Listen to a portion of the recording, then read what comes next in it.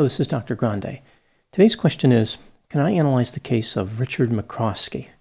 Just a reminder, I'm not diagnosing anybody in this video, only speculating about what could be happening in a situation like this. If you enjoy this video, please like it, subscribe to my channel, and consider supporting me on Patreon. I will put the link to Patreon in the description for this video.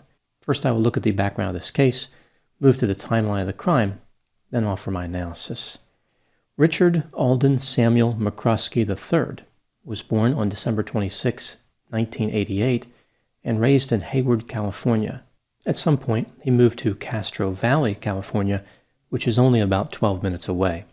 He lived with his father, mother, and sister. Richard was bullied in school because he had red hair and he was overweight. He dropped out of one public high school and started attending another, but eventually gave up on high school altogether. Richard developed an interest in something called Horrorcore rap, which could loosely be referred to as music, or accurately be referred to as noise. This is a type of rap music that contains dark and disturbing lyrics. It's sometimes called death rap or death hip-hop.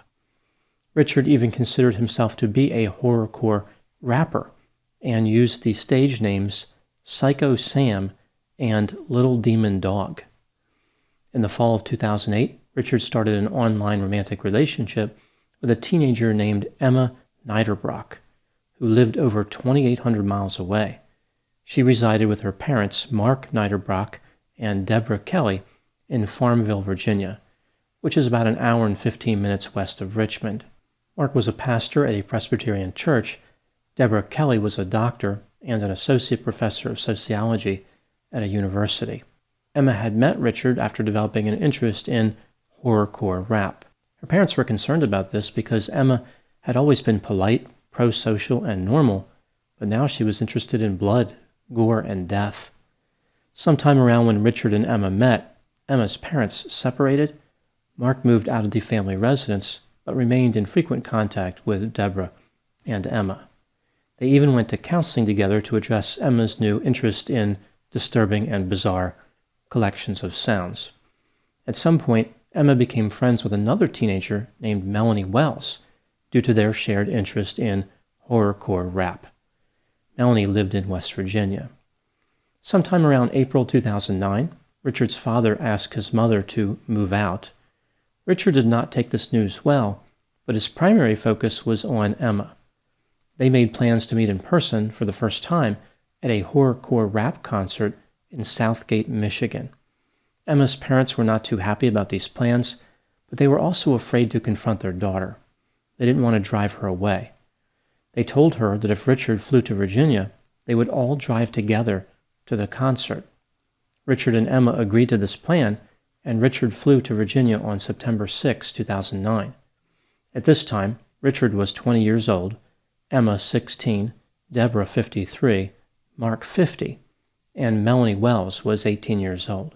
Mark and Deborah drove with Emma, Richard, and Melanie to the horrorcore concert in Michigan. This is about 10.5 hours away. While in Michigan, the relationship between Richard and Emma ran into some problems. It appears as though Emma was displeased by Richard's physical appearance and his personality. In addition, she communicated with other men at the concert.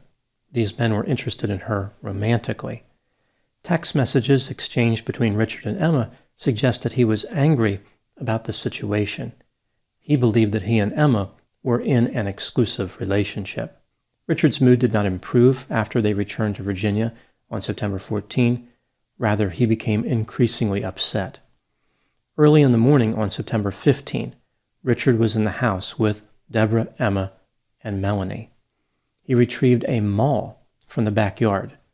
This is kind of like an axe, but it has a heavy blunt head and is often used for splitting wood. The one that Richard had was about 8 pounds. At about 3 a.m., he entered the first-floor den and killed Melanie, who was sleeping on a couch. He then went upstairs into Deborah's office, where she was sleeping, and killed her. After this, he went downstairs into Emma's bedroom and murdered her as well. His victims did not wake up during the attacks. None of them had any defensive wounds. Richard remained in the house with the dead bodies. Melanie's mother called the house in Farmville, Virginia several times to speak with her daughter. Richard answered and supplied her with a different story each time. She eventually notified the police, who arrived at the house in Farmville and talked to Richard after he answered the door. Richard said that Melanie was at the movies with a friend of hers. The police left the house without doing anything. On September 17, Mark arrived at the family house to investigate. This was at about 5 p.m. Using the maul, Richard attacked Mark in the living room and killed him. After a failed effort to clean up the crime scene, Richard recorded a video of himself using a digital camera. He suggested that he had to pay for his actions. With Mark now dead, Melanie's mother could not get a hold of him either. She called Richard and urged him to contact the police, which he did. He called 911 and said that he heard some strange sounds in the basement. He was frightened by them. He thought the sounds may have been caused by a dog. The police came out to the house to investigate, but they didn't find anything. On September 18, Richard climbed into Mark's Honda and fled the area. He ended up getting involved in a collision at about 4 a.m. The police officer who responded did not arrest him, rather gave him a summons for driving without a license. The tow truck that came for Mark's vehicle gave Richard a ride to a convenience store. From there, he took a taxi to Richmond International Airport. The ticket he had to California was for September 20. He tried to modify it so he could leave earlier, but he did not have enough money, even though he had stolen money from Mark's body. Richard slept in the baggage claim area. Melanie's mother called the police again. This time, when they arrived at the house, they could smell dead bodies. They entered and discovered the victims. Richard was arrested on September 19 at Richmond International Airport. He was charged with capital murder, robbery, and grand larceny. About a year after the murders, on September 20, 2010, Richard pleaded guilty to 2 counts of capital murder and 2 counts of first-degree murder. He was given 4 life sentences plus 632 years in prison. As part of his plea agreement, he is not permitted to appeal his conviction or his sentence. Now moving to my analysis. Here are my thoughts on a few items that stood out to me in this case. Item number 1. Richard was described as a mild-mannered loner who would not fight back when bullied. He was considered insecure, passive, and peaceful. When he became involved in horrorcore rap, he engaged in a number of antisocial activities. One of his role models was David Berkowitz, a serial killer known as the Son of Sam. Richard claimed to hear voices in his head telling him to murder continuously and go on a killing spree. Richard's career was really non-existent. He didn't appear to earn any money as a rapper. Rather, he just said that he was a rapper.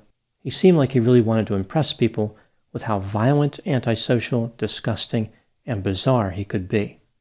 Like he was not able to attract positive attention, so he decided that negative attention would be just as good. Item number 2. Being involved with horrorcore rap allowed Richard to meet a number of new and interesting people. One of them was Emma. She told friends that her relationship with Richard wasn't serious, but her communication with Richard points in a different direction. For example, she wrote to him messages like, "I love you so much, baby, forever and always. You are my one and only everything." I think the idea of having a tough guy, antisocial boyfriend was appealing to Emma.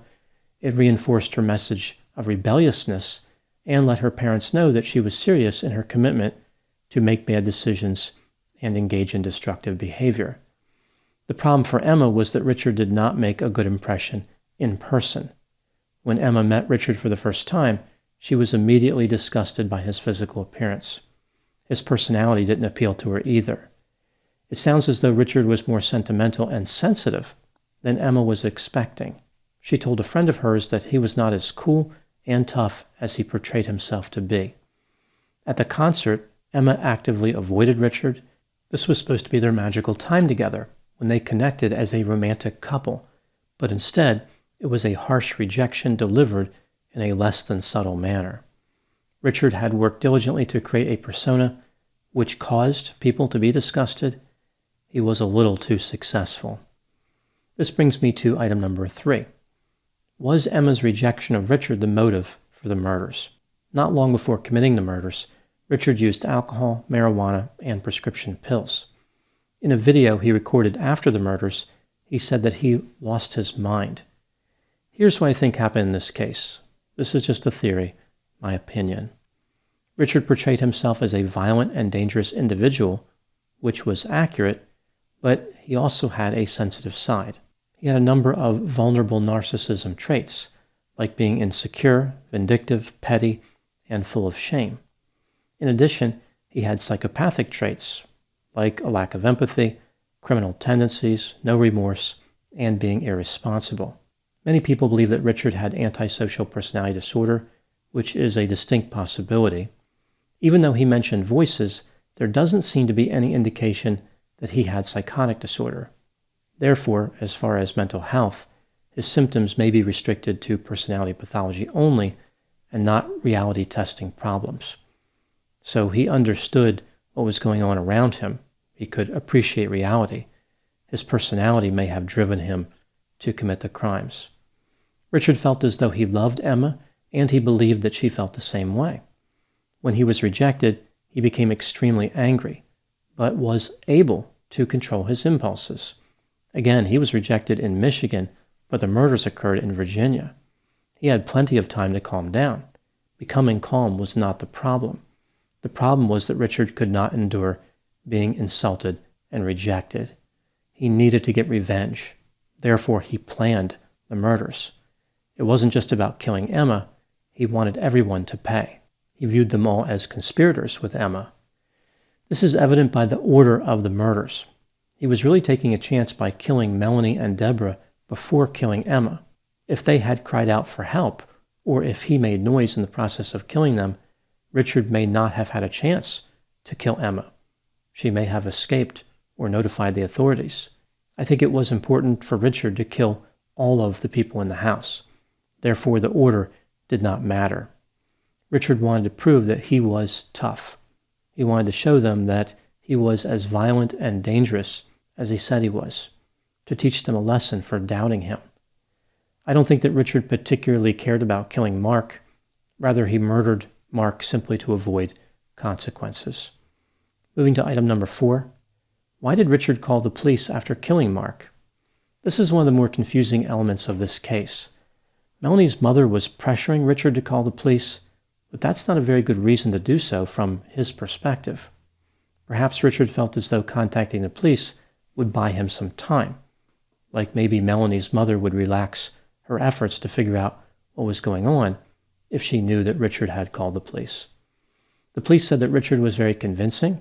They left the house thinking that everything was fine. So it doesn't seem as though Richard was trying to get caught. He wanted to convince the police to leave him alone.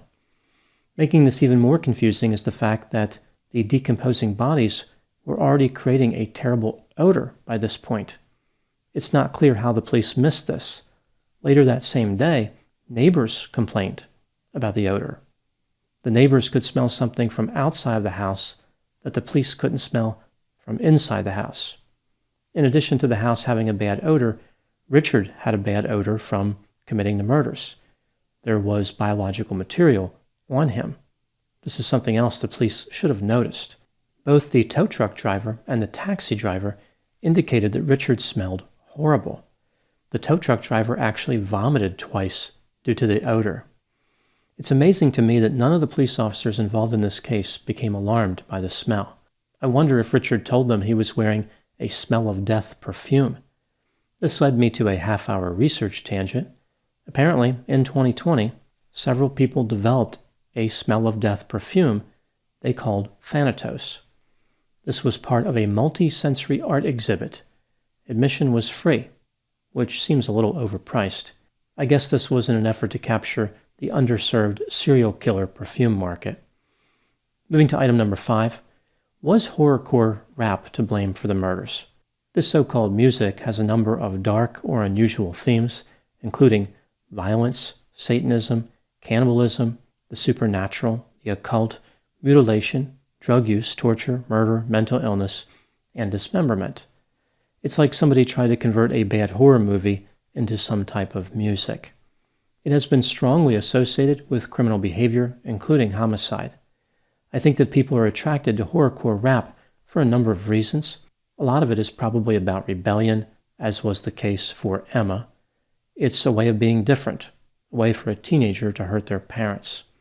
Other people may be attracted to horrorcore rap because it contains themes that match their desires.